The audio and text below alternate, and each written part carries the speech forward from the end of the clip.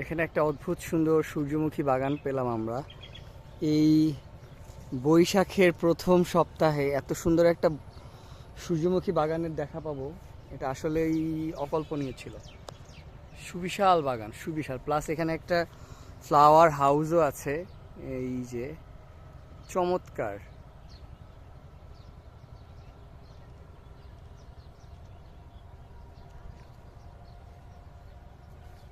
ঠিক পাশেই এখানে মেঘনা নদী, একদম মেঘনা নদীর পাশেই হচ্ছে এই রিসোর্ট টাইপ একটা গার্ডেন হাউস বলা যায় এটাকে।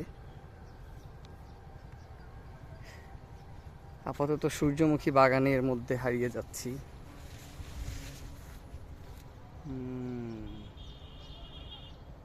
বেশ সুন্দর। সি